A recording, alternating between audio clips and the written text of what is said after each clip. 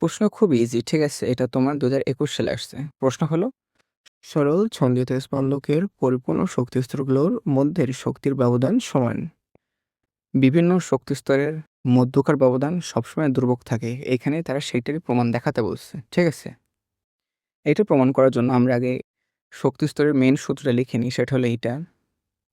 এখন এই সূত্র থেকে আমরা বিভিন্ন স্তরের শক্তিস্তর বের করব। যেমন প্রথম হলো n = 0 এর জন্য একটা শক্তিস্তর, n = 1, 2, 3, এই যে আমরা 5 টা বের করলাম, ঠিক আছে? এখানে অনেকগুলো আছে, n তো ইনফিনিটি পর্যন্ত যায়, কিন্তু আমরা এখানে 4 টা বের করলাম। এটা প্রমাণের জন্য আমরা করব কি? যেহেতু প্রমাণে চাইছে যে শক্তিস্তরের ব্যবধান ধ্রুবক, আমরাও তাই একই কাজ করব। শক্তিস্তরের ব্যবধান বের করব। প্রথম হবে যে প্রথম ও মূল শক্তিস্তর, এখানে দ্বিতীয় ভুলে লেখছে, এখানে মূল মানে কি? প্রথম মানে 1 এবং 0, 0 টাকে তোমার মূল শক্তিস্তর বলা হয়, ঠিক আছে?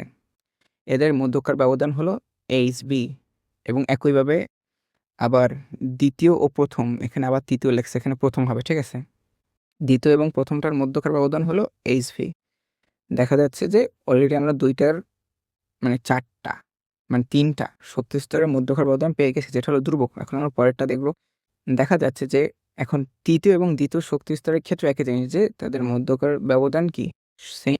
অতএব আমরা চিত্রটা দেখতে পারি। চিত্রে দেখা যাচ্ছে যে E3, E2, E1, E0 প্রত্যেকটার ক্ষেত্রেই এদের মধ্যকার শক্তিস্তর ব্যবধান কি? ধ্রুবক।